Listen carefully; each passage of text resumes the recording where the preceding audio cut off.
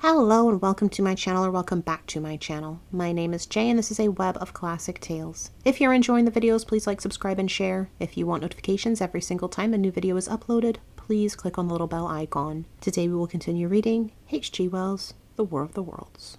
For some time I stood tottering on the mound regardless of my safety. Within that noisome den from which I had emerged, I had thought with a narrow intensity only of our immediate security. I had not realized what had been happening to the world, had not anticipated this startling vision of unfamiliar things. I had expected to see Sheenan ruins. I found about me the landscape weird and lurid of another planet. For that moment I touched an emotion beyond the common range of men, yet one that the poor brutes we dominate know only too well. I felt as a rabbit might feel returning to his burrow and suddenly confronted by the work of a dozen busy navvies digging the foundations of a house. I felt the first inkling of a thing that presently grew quite clear in my mind, that oppressed me for many days, a sense of dethronement, a persuasion that I was no longer a master, but an animal among the animals, under the Martian heel. With us it would be as with them, to lurk and watch, to run and hide. The fear and empire of man had passed away, but so soon as this strangeness had been realized, it passed, and my dominant motive became the hunger of my long and dismal fast. In the direction away from the pit I saw, beyond a red-covered wall, a patch of garden ground unburied. This gave me a hint, and I went knee-deep, and sometimes neck-deep, in the red weed. The density of the weed gave me a reassuring sense of hiding. The wall was some 6 feet high, and when I attempted to clamber it, I found I could not lift my feet to the crest. So I went along by the side of it and came to a corner and a rock work that enabled me to get to the top, and tumbled into the garden I coveted. Here I found some young onions, a couple of gladiolus bulbs, and a quantity of immature carrots,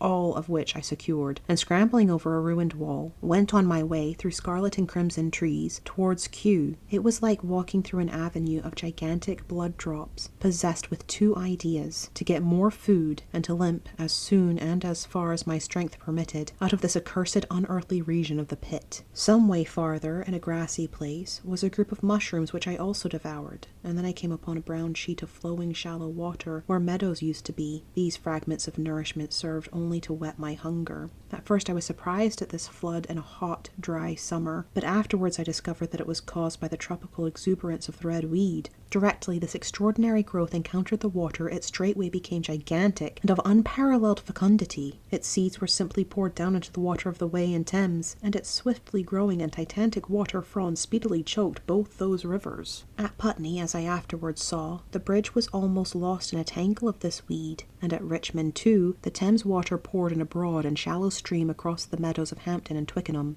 As the water spread, the weed followed them, until the ruined villas of the Thames Valley were for a time lost in this red swamp, whose margin I explored, and much the desolation the Martians had caused was concealed. In the end, the red weed succumbed almost as quickly as it had spread. A cankering disease, due, it is believed, to the action of certain bacteria, presently seized upon it. Now, by the action of natural selection, all terrestrial plants have acquired a resisting power against bacterial diseases. They never succumb without a severe struggle. But the red weed rotted like a thing already dead. The fronds became bleached, and then shriveled and brittle. They broke off at the least touch, and the waters that had stimulated their early growth carried their last vestiges out to sea. My first act on coming to this water was, of course, to slake my thirst. I drank a great deal of it, and, moved by an impulse, gnawed some fronds of red weed, but they were watery, and had a sickly metallic taste. I found the water was sufficiently shallow for me to wade securely, although the red weed impeded my feet a little. But the flood evidently got deeper towards the river when I turned back to Mortlake. I managed to make out the road by means of occasional ruins of its villas and fences and lamps, and so presently I got out of this spate and made my way to the hill going up towards Roehampton, and came out on Putney Common. Here the scenery changed from the strange and unfamiliar to the wreckage of the familiar. Patches of ground exhibited the devastation of a cyclone, and in a few score yards I would come upon perfectly undisturbed spaces, houses with their blinds trimly drawn and doors closed, as if they had been left for a day by the owners, or as if their inhabitants slept within. The red weed was less abundant. The tall trees along the lane were free from the red creeper. I hunted for food among the trees, finding nothing, and I also raided a couple of silent houses, but they had already been broken into and ransacked. I rested for the remainder of the daylight in a shrubbery, being, in my enfeebled condition, too fatigued to push on.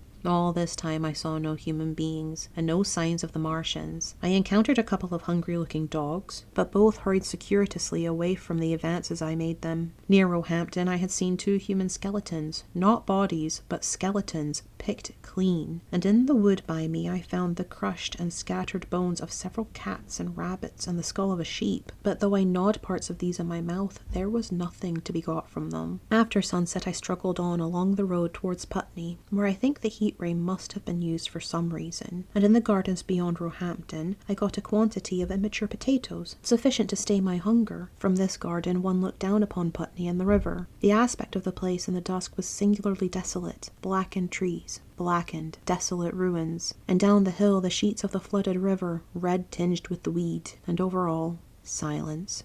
It filled me with indescribable terror to think how swiftly that desolating change had come. For a time I believed that mankind had been swept out of existence, and that I stood there alone, the last man left alive. Hard by the top of Putney Hill I came upon another skeleton, with the arms dislocated and removed several yards from the rest of the body. As I proceeded, I became more and more convinced that the extermination of mankind was, save for such stragglers as myself, already accomplished in this part of the world. The Martians, I thought, had gone on and left the country desolate, seeking food elsewhere. Perhaps even now they were destroying Berlin or Paris, or it might be they had gone northward. Thank you for listening. This has been H.G. Wells' The War of the Worlds, Book 2, Chapter 6. I've been Jay. This has been a Web of Classic Tales. Please like, subscribe, and share. Click the bell icon for notifications. I hope you're having a fantastic day. Have a nice life, and I'll see you next time.